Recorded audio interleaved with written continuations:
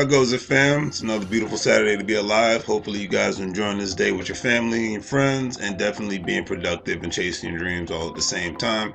Free time is the best time to do that. Well, really, any time is, but hopefully, you guys enjoy this video. Today, we're going to be talking about your mental diet.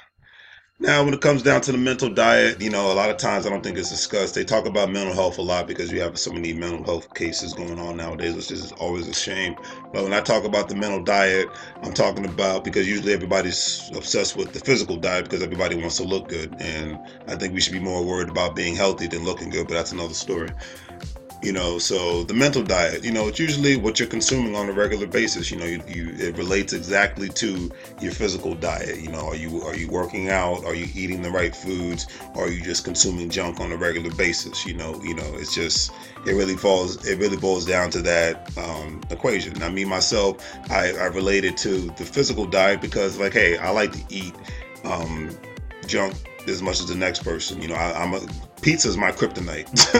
I love pizza, and I love a bacon cheeseburger. Man, if I ate that every day, I'd probably weigh like 500 or 600 pounds within the next couple of years of my life. But that is my kryptonite. But I usually try to eat healthier foods throughout the week, and then obviously on the weekends it's a no holds barring. But I still try to incorporate at least some fruits and vegetables on a regular basis. Now, cereal, the whole nine. Cut down on the fast foods and on the fatty foods because I know it's going to make me feel lethargic at the end of the day, sluggish. I'm not going to be as productive as I want to be physically, and the same thing goes when it comes to your mental diet. You want to be able to incorporate healthier things into your mental diet. So when it comes to the mental diet, it really boils down to what you're consuming on a regular basis because we live in the digital age right now. So there's so much access to information. There's so much access to literally everything because of digitalization of all things.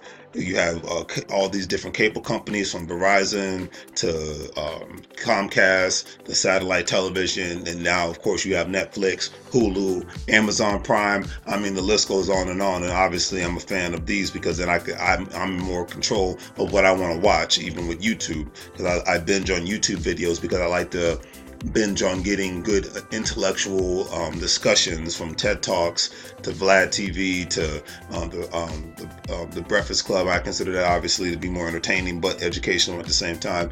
The different documentaries, but I want to consume good information that's going to help me advance in my real estate business, in my Amazon business, with my YouTube channel. I want those platforms to grow. So in order for those platforms to grow, I need to be able to get the right information at the same time because you have with these I have access to it. I call it the digital, since we're in the digital age, and take advantage of the digital free education that's out there for the most part because this is Netflix and Hulu and Amazon Prime to me is more free than compared to going to a regular university, whether it's state or private. Let's just be realistic out there. You want to consume more healthy things because the old saying goes, garbage in, garbage out.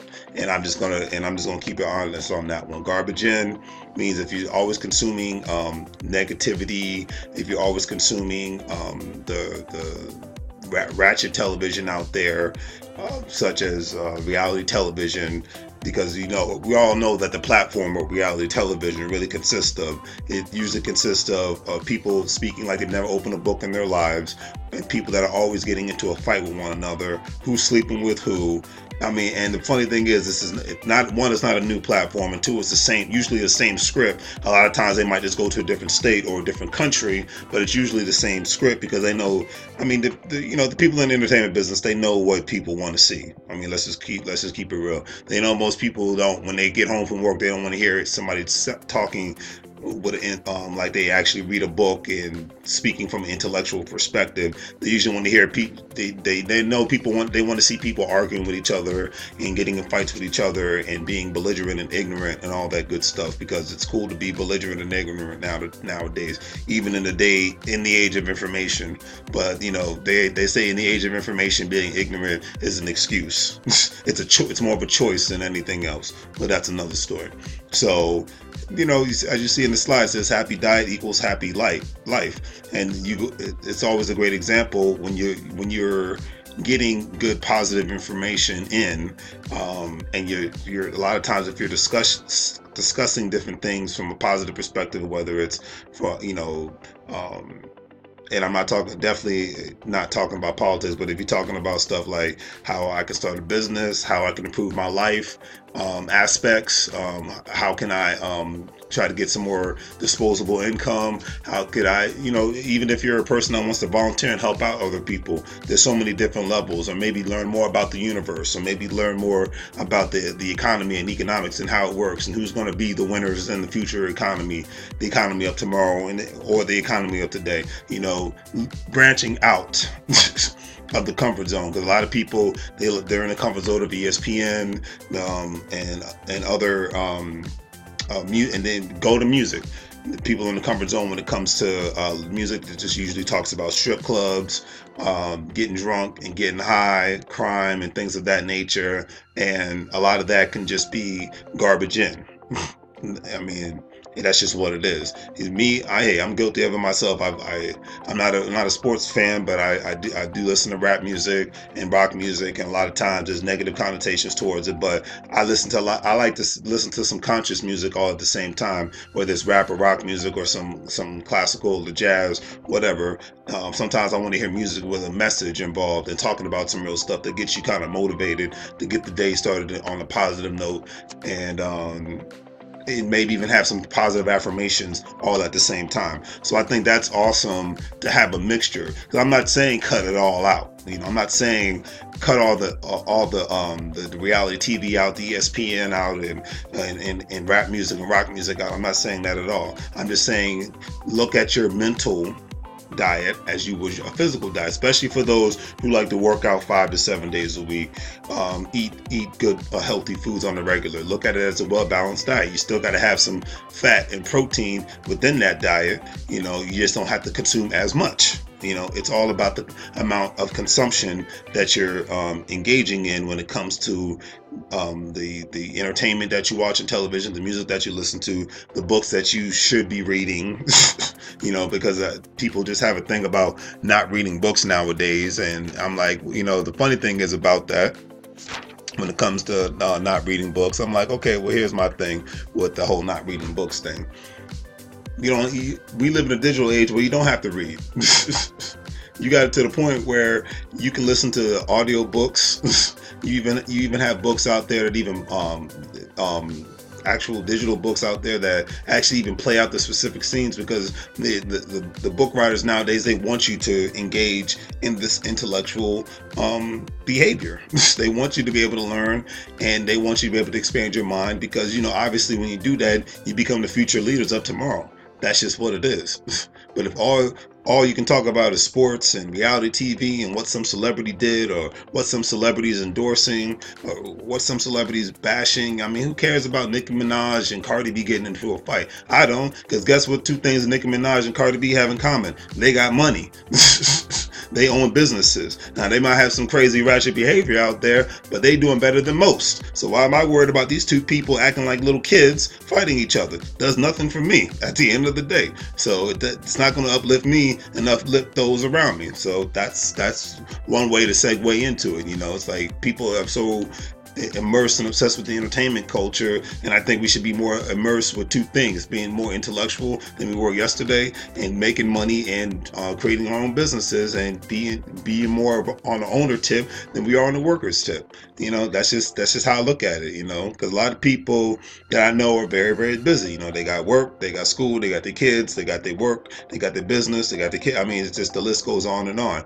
But multitasking is a way to really get a lot of things done. Say if you're driving to work, you got in a DMV, a lot of people have at least 45-minute to an hour commute. Listen to a digital book, an audio book when you're coming and going from work. If you're taking a train, listen to it even better. You ain't got to worry about driving. Listen to it as you're coming and going. That just kills two birds with one stone. Listen to it if you're a person that likes to work out. Listen to it while you're working out. Listen to a couple of podcasts. That's going to just take you to another planet. It's like I love to listen to Dr. Neil deGrasse Tyson when it comes to learning about science and the universe and things of that nature. It's not my strong subject, but I love to listen to the experts. So in order for me to learn something throughout the day, I always say this. One of the people I used to work with who's retired now, he said if you go the whole day without learning something, and then in a sense, you have failed for the day. And I don't like a day to pass by without me learning something. And I just try to say the same thing to you all. You know, listen to TED Talks. TED Talks are short and straight to the point. I think I'm a big fan of TED Talks because they're usually no more than 15 minutes. So, and I've learned a lot from listening to TED Talks and watching TED Talks. And I just think it's in your best interest, you know, or you can fall in the category of being like this guy. If you have not seen it, check it out. Curtis Wall Street Carroll. He's an inmate in California who has mastered the stock market and has become rich from investing in stocks from prison. Okay, and this was a guy that learned how to read and write in prison. I think he went to prison when he was like 18 or 19 years old, maybe 17 years old. He might have gotten out of prison now because that TED Talk that he did from prison is a couple of years old, but the man is phenomenal. And just by reading and writing and doing his research, he's become a great expert in stock trading. Okay, a person that spent, I think, almost 15 to 17 years of his life in prison. Okay, it's insane, and I give him a lot of credit, and I have him on this video because I'm just like, this is a man I would love to sit down with and talk with and have a conversation with and learn how he has advanced when it comes to stock market trading, you know, and how he's become rich in stock market trading. One, and then two, how he's talked about how most Americans are not financially literate like he is, and most Americans, when it comes to savings and investments, they have very little because they're too busy trying to look good to impress people that they don't know, and definitely impress people they don't even like. So that's a whole nother conversation, but for a whole nother day. But it just goes to show, and I bring this story up to make another point. It just goes to show that no matter what happens to you in this life, if you are determined, if you're ready, if you're fierce, and if you're not worried about what other people think about you, you can accomplish darn near anything if you really put your mind to it and if you really, really want it. And when you put great positive things and intellectual things into perspective and into your mental, and you care more about the knowledge instead of the ratchetness, then you could take your life to another level, you know. And I know a lot of people are like, well, there's a lot of artists out there that brag and boast and they profit off of ratchetness. I said, yeah, they do, but how long is that really going to last them? And if they're not bringing that ratchet money the money that they get from the ratchetness into something that's going to actually uplift them and those around them, then I'm not impressed. You know, own something.